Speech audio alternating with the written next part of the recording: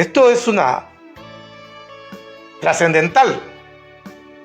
Dice que los saduceos, ellos no creían en la resurrección de los muertos.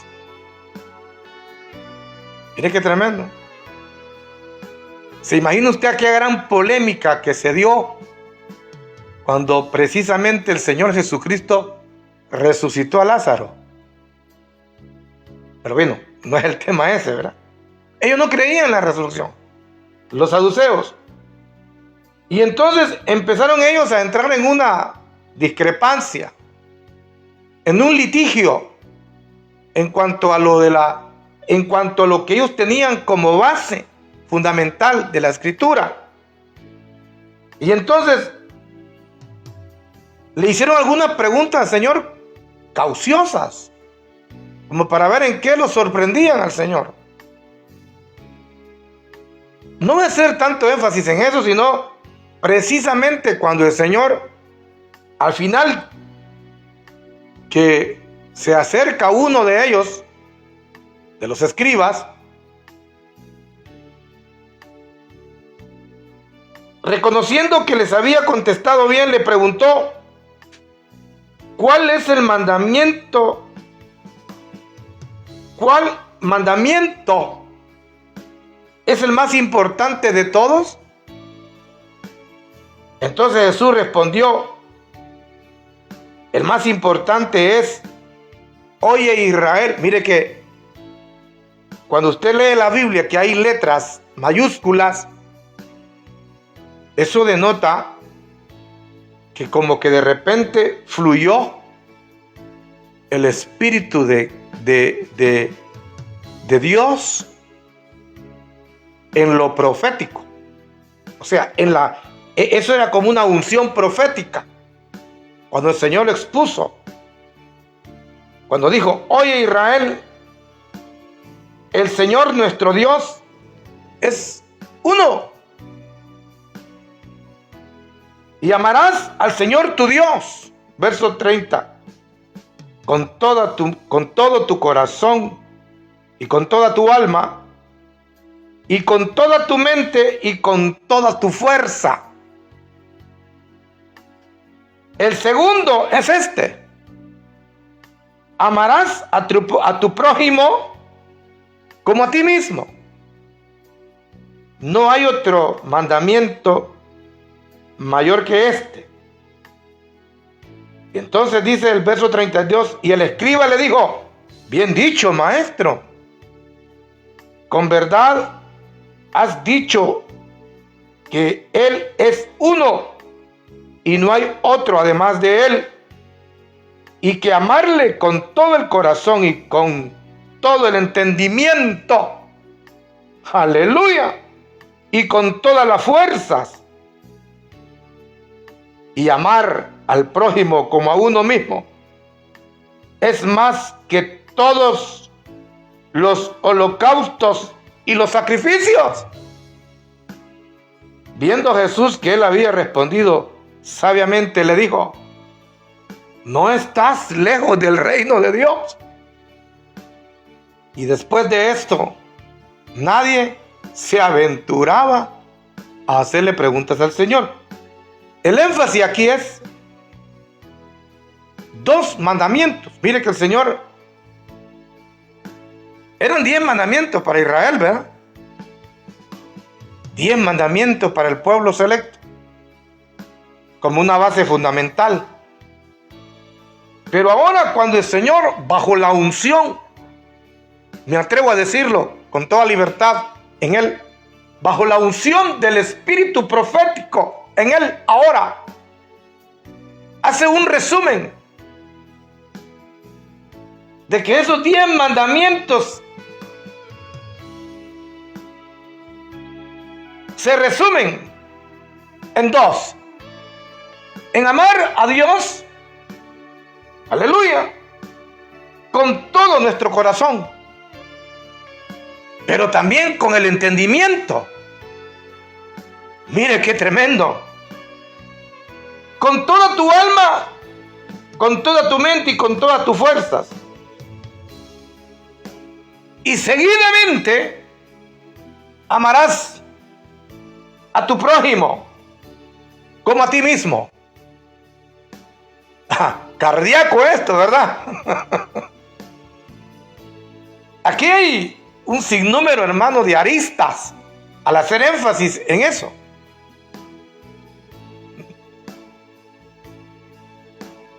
En 2 mandamientos. En la ley está escrito: amarás al Señor tu Dios. Y hay una serie que inclusive de abstenciones, de no hacer imágenes de ese Dios, ni de las cosas que hay en los cielos, para adorarlo o para amarlo, porque Él es uno, y aparte de eso es un Dios celoso de su gloria.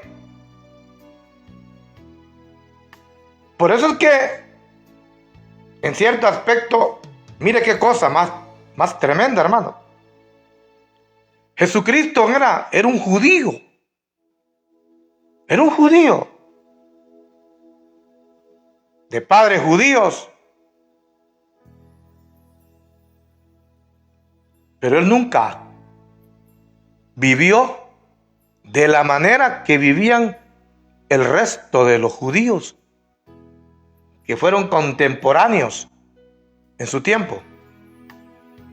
Por eso es que cuando uno estudia, por ejemplo, la doctrina de los saduceos, cuando uno estudia o ve las acciones, las emisiones y las percepciones que muchos de ellos manifestaron a través de sus interrogantes, se da cuenta uno que no todos estaban uniformados en una sola doctrina. Y aunque todos eran del mismo pueblo, aunque todos eran de la misma simiente, tenían sus patriarcas, Abraham, Isaac y Jacob. Los fariseos se encargaron de interpretar las leyes de tal manera que eran muy respetados. Por ejemplo, el apóstol Pablo era un fariseo de fariseos. Se desarrolló en su discipulado a los pies de Gamaliel, uno de los considerados maestros de la ley e intérprete de la ley, de los mejores de su época. Pero cuando Pablo es intervenido por el Señor yendo a Damasco en persecución de la iglesia, de los primeros cristianos, que el Señor le interrumpe su caminar, su acción.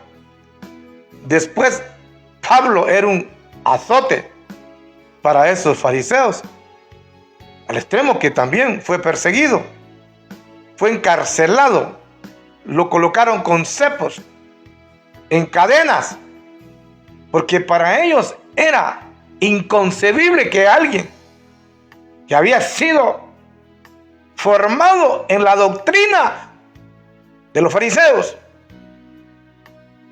al final no coincidiera con esas creencias, sino que había más allá, había algo de una óptica dependiendo del trato de Dios o del Señor con la vida de este hombre. Cuando le dijo: Saulo, ¿por qué me persigues? Quedó Saulo pensando: ¿a quién? Yo estoy siguiendo a estos locos, aleluya, aquí. No, pero es a mí que me estás persiguiendo, le dijo el Señor. ¿Se imagina ese cambio radical en la vida de Saulo? Porque no coincidía aún con lo que a él le enseñaron los doctores de la ley, Igual Cristo, aunque era, y mire qué cosa, el Señor a los 12 años,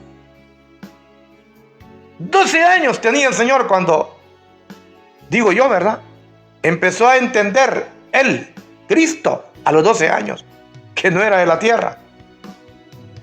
Que él había venido a la tierra, sí, a desarrollar un plan preexistencial, en la preexistencia, y que me atrevo hasta a decirlo, en la preexistencia de muchos de aquellos que hoy hemos sido alcanzados por él.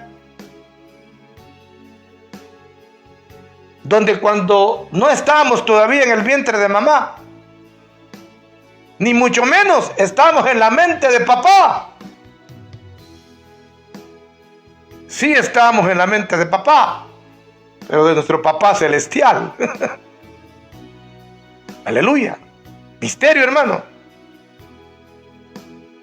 Tremendo. Entonces, el Señor nunca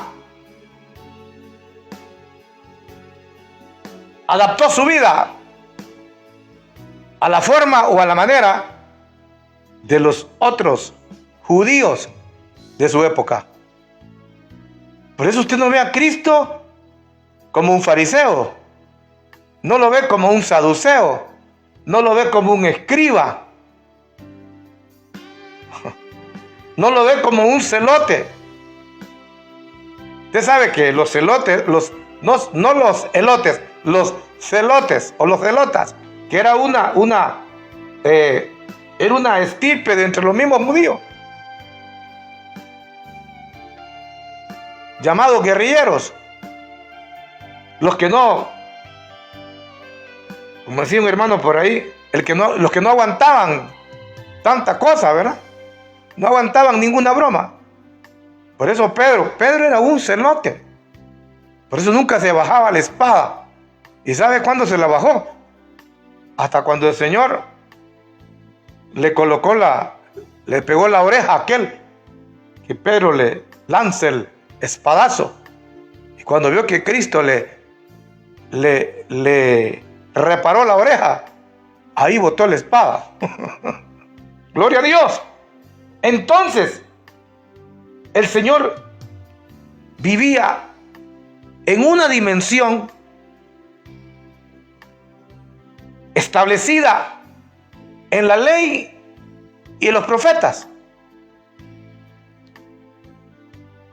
Y el Señor lo dijo: de estos dos mandamientos depende toda la ley y los profetas. ¿De qué? De amar a Dios. Aleluya. Con todo nuestro corazón y con toda nuestra alma y con toda nuestra mente. O sea, amarlo con el entendimiento. Y luego amar a nuestro prójimo. Por eso es que el apóstol Juan, creo que decía en una de sus epístolas: ¿cómo tú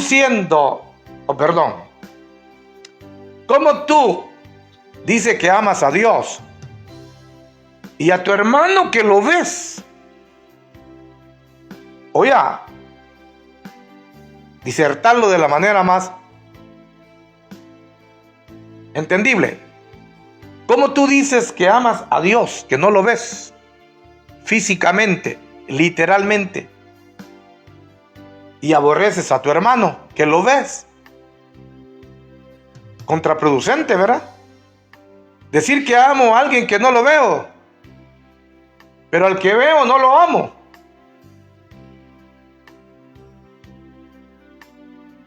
Y ahí está el detalle. Amar a Dios es como que fuese, hermano, una avenida de doble vía.